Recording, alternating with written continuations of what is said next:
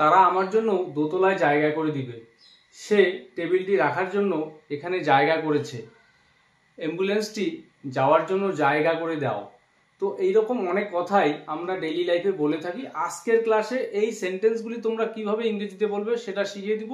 সেই সঙ্গে আরও কিছু সেন্টেন্স রয়েছে। প্রত্যেকটি সেন্টেন্স এই স্পোকেন ইংলিশ শেখার জন্য খুবই কার্যকর হবে। তো মনোযোগ সহকারে ক্লাসটি প্রথম থেকে শেষ পর্যন্ত দেখার চেষ্টা করবে। আর ক্লাসটি ভালো লাগলে অবশ্যই ভিডিওটিতে একটি লাইক, কমেন্ট এবং ভিডিওটি শেয়ার করতে একদম ভুলবে না।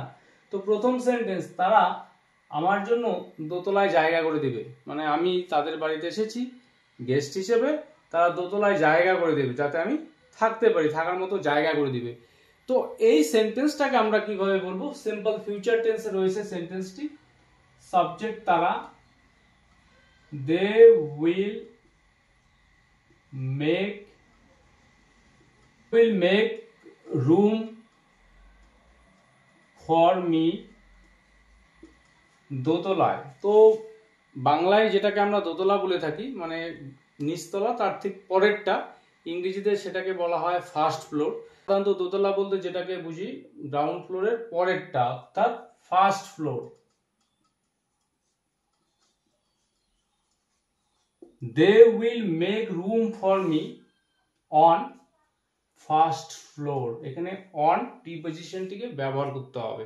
তো এখানে এই সেন্টেন্সগুলো তৈরি করতে গেলে তোমাদের মেক রুম ফর এই ইডিয়মটাকে ব্যবহার করতে হবে, যার অর্থ হচ্ছে জায়গা করে দেওয়া। তো এরকমটা নয় মেক রুম ফর তার মানে রুম বানিয়ে দেওয়া, ঘর বানিয়ে দেওয়া, এরকম সেন্সে এটাকে ব্যবহার করা হয় না। জায়গা করে দেওয়া বা একটা ফাঁকা স্পেস তৈরি করে দেওয়া, এইরকম সেন্সে আমরা এই সেন্টেন্সটাকে বলে থাকি, এই ইডিয়মটাকে ব্যবহার করে থাকি। তো পরের সেন্টেন্স, আমি সোফাটির জন্য জায়গা করছি। মানে সোফা নিয়ে এসেছি বাড়িতে, এবার কোথায় রাখবো তার জন্য জায়গা করছি, অর্থাৎ জিনিসপত্র সরিয়ে একটা ফাঁকা জায়গা করছি যাতে করে সোফাটা রাখা যায়। তো এই রকম সেন্সে আমরা এই সেন্টেন্সটাকে বলে থাকি যে আমি সোফাটির জন্য জায়গা করছি। তো এবার এই ইডিয়মটাকে ব্যবহার করে এই সেন্টেন্সটা আমরা তৈরি করব। তো প্রেজেন্ট কন্টিনিউয়াস টেন্সে রয়েছে সেন্টেন্সটি। আই সাবজেক্ট, এখানে আই অ্যাম। তো এখানে মেক রুম ফর, এই যে ইডিয়মটি রয়েছে তার প্রথম অংশটি, ভার্ব অংশটি, একে চেঞ্জ করতে হবে যেহেতু সেন্টেন্সটি প্রেজেন্ট কন্টিনিউয়াস টেন্সে রয়েছে। তো এখানে আমরা বলবো making, I am making room for the sofa. আমি সোফাটির জন্য জায়গা করছি। I am making room for the sofa. পরের সেন্টেন্স, সে টেবিলের জন্য এখানে জায়গা করেছে। মানে প্রেজেন্ট পারফেক্ট টেন্সে সেন্টেন্সটি রয়েছে। তো এই সেন্টেন্সটিকে আমরা কিভাবে বলবো? টেবিলের জন্য জায়গা করেছে মানে সে এখানে টেবিলটাকে বসাতে চায়। তো subject he or she has. তো প্রেজেন্ট পারফেক্ট টেন্সের নিয়ম অনুসারে এখানে আমরা ভার্বের থার্ড ফর্ম নিয়ে আসবো, অর্থাৎ এই মেকের জায়গায় আমরা নিয়ে আসবো এখানে made. He has made room, he has made room for the table here.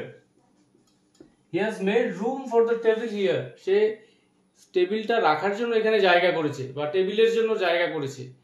পরের সেন্টেন্স, এই ছোট করে তাদের জন্য জায়গা করা অসম্ভব। মানে তারা যতজন এসেছে এখানে তাদের জন্য জায়গা করা মানে তাদের থাকার বা বসার ব্যবস্থা করাটা অসম্ভব। তো এই সেন্টেন্সটিকে আমরা কিভাবে বলবো? It is impossible, it is impossible to make room for, to make room for them, for them এই ছোট্ট ঘরে। তো in this small room, in this small room, তো এই ছোট্ট ঘরে তাদের জায়গা করা অসম্ভব। তো it is impossible to make room for them in this room. এই ছোট্ট করে তাদের জায়গা করে দেওয়া অসম্ভব। পরের সেন্টেন্স, অতিথিদের জন্য আমাদের জায়গা করতে হয়েছিল। মানে বাড়িতে অনুষ্ঠান ছিল, বিবাহ ছিল, অনেক অতিথি এসেছিল, তো তাদের জন্য আমাদের জায়গা করে দিতে হয়েছিল। তো পাস্ট টেন্সে রয়েছে, এই সেন্টেন্সটাকে আমরা কিভাবে বলবো? করে দিতে হয়েছিল, অর্থাৎ কিছু একটা করতে হয়েছিল। তো এইরকম সেন্সে আমরা কথাটা বলে থাকি। তো সেন্টেন্সটা ঠিক কিরকম হবে লক্ষ্য করো। তো আমাদের করতে হয়েছিল উই হ্যাড টু, এখানে আমরা ব্যবহার করব had to, we had to. জায়গা করে দিতে হয়েছিল, এখানে ভার্ব নিয়ে আসবো, we had to make room for the guests. অতিথিদের জন্য আমাদের জায়গা করতে হয়েছিল। তো we had to make room for the guests. তো পরের সেন্টেন্স, অ্যাম্বুলেন্সটি যাওয়ার জন্য জায়গা করে দাও। মানে সবাই রাস্তায় দাঁড়িয়ে আছো, তো কেউ একজন বললো যে অ্যাম্বুলেন্সটা যাওয়ার জন্য জায়গা করে দাও। তো ইম্পারেটিভ সেন্টেন্স, এই সেন্টেন্সটাকে আমরা কিভাবে বলবো? তো শুরুতেই ভার্ব নিয়ে আসবো। আমরা জানি ইম্পারেটিভ সেন্টেন্স তৈরি করতে গেলে শুরুতেই ভার্ব নিয়ে আসতে হয়। তো make room for the ambulance, make room for the ambulance, অর্থাৎ অ্যাম্বুলেন্সটার জন্য জায়গা করে দাও।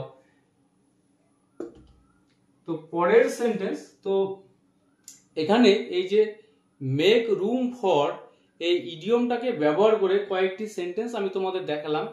তো এই ইডিয়মটাকে ব্যবহার করে তোমরা ইন্টারোগেটিভ সেন্টেন্সও চাইলে তৈরি করতে পারো, কারণ এই ইডিয়মটাকে ব্যবহার করে ইন্টারোগেটিভ সেন্টেন্সও বলা হয়। যেমন, তুমি কি আমার এই লাগেজটার জন্য একটু জায়গা করে দিতে পারো? তো সেক্ষেত্রে আমরা সেন্টেন্সটাকে কিভাবে বলবো? যে can you make room for my luggage, তোমরা কি আমার এই লাগেজটার জন্য একটু জায়গা করে দিতে পারো? তো এই ইডিয়মটাকে ব্যবহার করে তোমরা চেষ্টা করবে বিভিন্ন রকমের সেন্টেন্স তৈরি করতে, এবং যতটা বেশি সম্ভব। তো আশা করি এই ইডিয়মটার ব্যবহার নিয়ে তোমাদের মধ্যে আর কোনো প্রকার কনফিউশন থাকার কথা না। তো এরপরে যদি কোনো প্রশ্ন থাকে অবশ্যই কমেন্ট করে জানাবে। তো এরপর আরেকটি সেন্টেন্স স্ট্রাকচার রয়েছে, যে আমি রাতের খাবার খেয়ে এসেছি, মানে রাতের খাবার হয়ে গেছে, সে চা খেয়ে বেরিয়েছিল, সে কাজ সম্পূর্ণ করে আমাকে ফোন করেছিল। তো এই সেন্টেন্সগুলোকে আমরা কিভাবে ইংরেজিতে বলবো একটি স্ট্রাকচার ফলো করে। তো প্রথম সেন্টেন্স, আমি রাতের খাবার খেয়ে এসেছি, এই সেন্টেন্সটি প্রেজেন্ট পারফেক্ট টেন্সে রয়েছে। এই সেন্টেন্সটাকে আমরা কিভাবে বলবো? তো আমি এসেছি, I have come after having dinner. I have come after having dinner, আমি রাতের খাবার খেয়ে এসেছি। তো এই স্ট্রাকচার অনুসারে, অর্থাৎ প্রথম সেন্টেন্সের প্রথম অংশ, তারপর আমরা নিয়ে আসবো এখানে আফটার প্রিপোজিশন, তারপর ভার্বের আইএনজি। তো I have come after having dinner, রাতের খাবার খেয়ে এসেছি। পরের সেন্টেন্স, সে চা খেয়ে বেরিয়েছিল।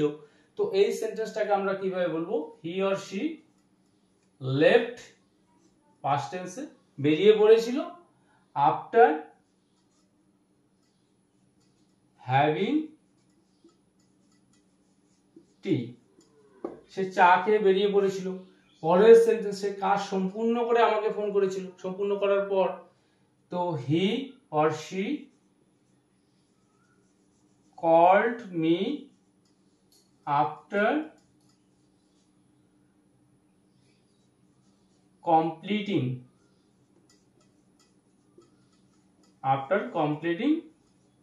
Work. She called me after completing work, সে কাজ শেষ করে আমাকে ফোন করেছিল।